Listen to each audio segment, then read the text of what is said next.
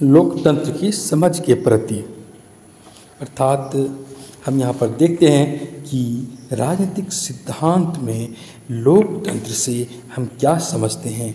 हालांकि यह बात भी है कि दिनों दिन लोकतंत्र को एक अच्छे शासन व्यवस्था के रूप में देखा जा रहा है, लोकप्रिय शासन व्यवस्था के रूप में देखा जाता है, जो राज्य के शासन की में संगठित रूप से व्यक्तियों के समूह के मध्य निर्णय लेने के लिए मार्ग प्रशस्त करता प्रतीत होता है।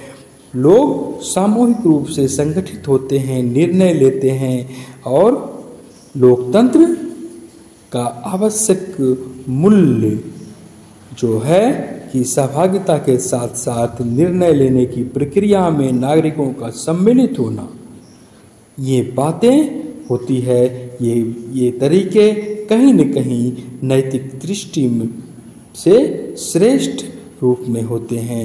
हम देखते हैं कि सैद्धांतिक स्वरूप में यही बात लोकतंत्र की नींव रखते हैं और न्याय संगत ठहराते हैं।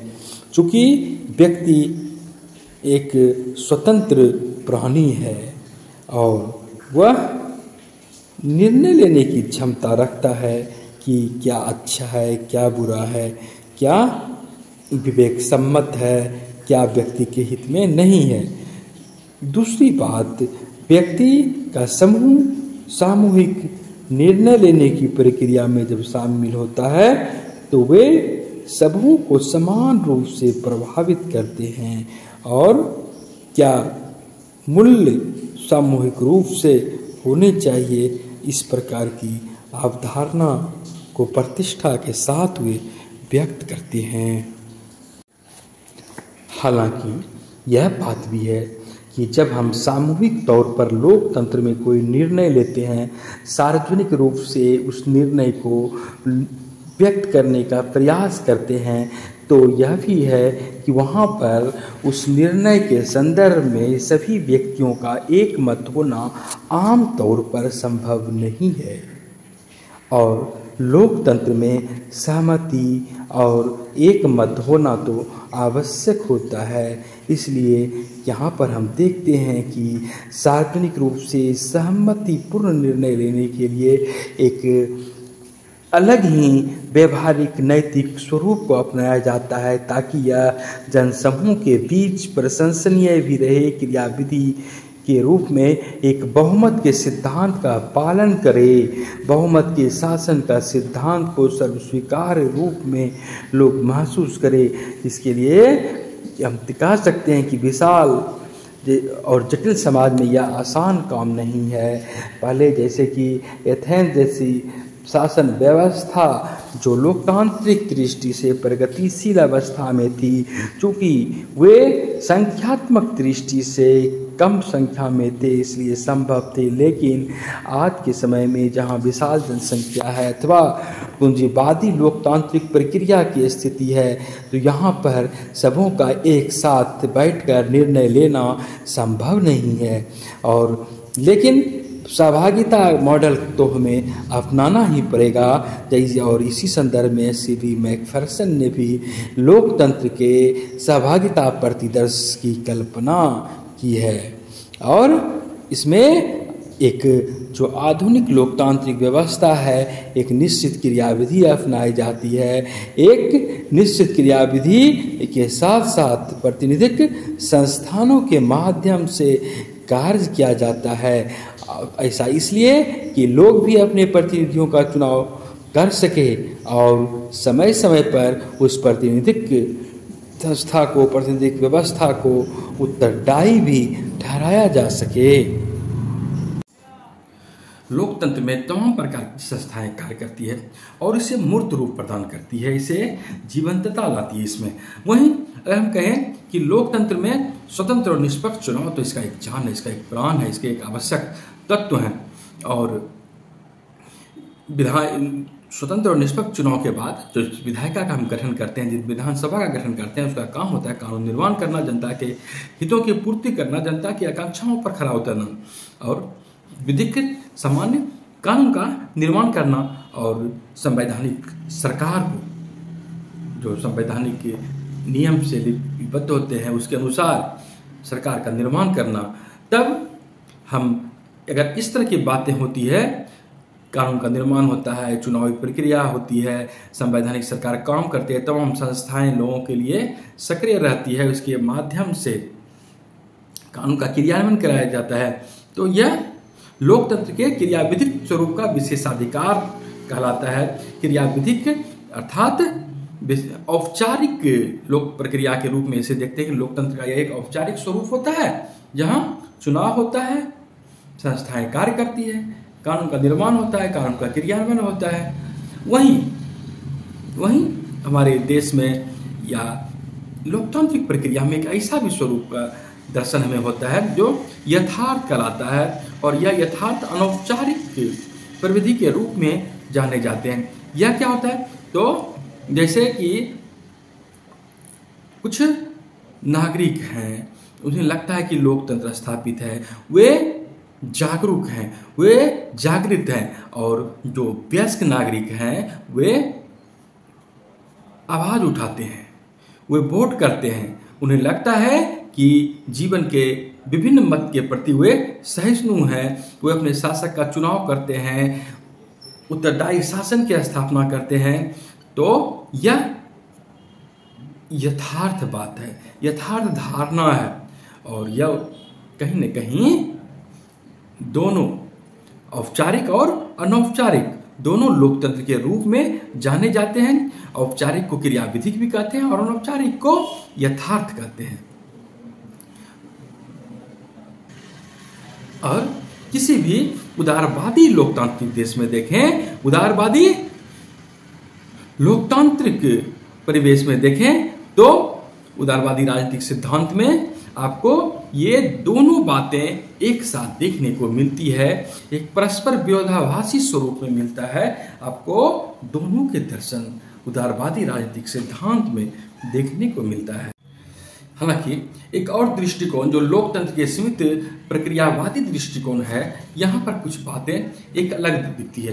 तो सीमित प्रक्रियावादी दृष्टिकोण का मानना है कि लोकतंत्र की सफलता तब मानी जाएगी, लोकतंत्र की सेहत का सूचकांक तब हम अच्छा कह सकते हैं जब लोगों की जनसहभागिता का स्तर उच्च हो, उनके मत का स्तर उच्च हो, लोग बढ़ चढ़ करके चुनावी प्रक्रिया में हिस्सेदार बने, चुनाव की आवृत्ति हो, एक निश्चित अंतराल पर चुनाव हो। 5 वर्ष के बाद यदि चुनाव की व्यवस्था की जाती है तो यह नियमित अंतराल पर होती रहे, और जब जनता जिन प्रतिनिधि को नकार दे, बहुमत एक कार्यकाल में बहुमत होता है, दूसरे कार्यकाल में उसे जनता चाहे तो बहुमत नहीं दे सकती है। तो यहाँ पर यदि शांतिपूर्ण तरीके से सत्ता का परिवर्तन हो जाता है, हस्तांतरण हो जाता है, वे दूसरे को सौंप देते हैं सत्ता, तो यह लोकतंत्र की सेहत के लिए अच्छा माना जाता है। वहीं हम यह भी देखते हैं कि इस प्रकार की दृष्टिकोण में एक भ्रांति का भी खतरा बना रहता है। इनका मानना है कि सामाजिक आर्थिक असमानताएं चूंकि समाज में होती है, और यह सामाजिक आर्थिक असमानताएं लोकतांत्रिक सांस्कृतिक समुदाय, अल्पसंख्यक और बच्चों सहित अंतर्ग्रस्त है। अर्थात इसका तात्पर्य हम यह देखते हैं कि कभी कभी ऐसी व्यवस्थाएं जहां अल्पसंख्यक के रूप में लोग होते हैं, जो होते हैं सांस्कृतिक दृष्टि से अल्पसंख्यक, तो उन्हें कभी कभी लगता है कि हमारे लिए खतरे की भी स्थिति है, क्योंकि बहुसंख्य जन की सुनी जाती है। और इस प्रकार के व्यवस्था में, इस प्रकार के परिप्रेक्ष्य में उन्हें व्यापक रूप से अनदेखा क्या कर दिया जाता है, क्योंकि बहुमत का शासन होता है। तो यहाँ पर एक प्रक्रियावादी जो लोकतांत्रिक संदर्भ में एक आशंका जताते हैं, वह हालांकि हमेशा सही नहीं होती है। और अगर हम भारत जैसे देश के संदर्भ में कहें, तो जहां कि संवैधानिक शासन है, संविधान का बात चलता है, तो वहां इस प्रकार की मत मान्यताएं तो पूर्णतः निर्मूल ही साबित हुई है। अल्पसंख्यकों के लिए विशेषाधिकार है, उनको भी संरक्षित किया गया है, और संविधान का पालन होता है, संविधान के अनुसार देश की शासन व्यवस्था संचालित की जाती है। हालांकि यह भी हम देखते हैं कि जो यथार्थ लोकतंत्र के यथार्थ स्वरूप के जो समर्थक हैं, वे एक अलग ही तर्क देते हैं, देने का प्रयास करते हैं। और वे कहते हैं कि लोकतांत्रिक परियोजना तो उस समय तक अपूर्ण है, लोकतांत्रिक प्रक्रिया सफल नहीं है। कब तक? तब तक कि नागरिकों को नागरिकता के समान अधिकारों का कोई अर्थपूर्ण प्रयास को अभी निश्चित नहीं कर दिया जाए। नागरिकों के अधिकार यानी लगेगा उसको हम अभी अनिश्चित में हैं। किसी भी प्रकार की अनिश्चितता लोकतंत्र को समृद्ध नहीं बनाती है।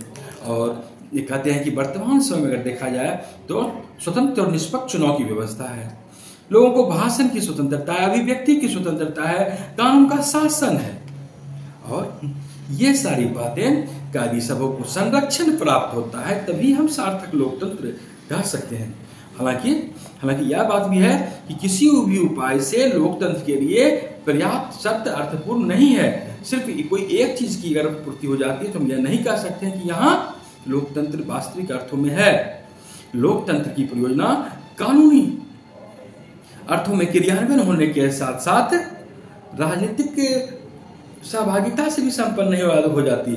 सिर्फ मत दे दिए लोकतंत्र सफल हो गया ऐसी बातें नहीं हो सकती, बल्कि हमारी सामाजिक, राजनीतिक, आर्थिक व्यवस्था में जो असमानताएं हैं, जो भेदभाव है, जो पिछड़ापन है, इनको यदि किसी विशेष तरीके से इन पर कठोर प्रतिबंध लगाए जाते हैं तो यह लोकतंत्रीकरण का एक सामाजिक एजेंडा होता है और यह शासकीय नियमों को प्रभावित करता है।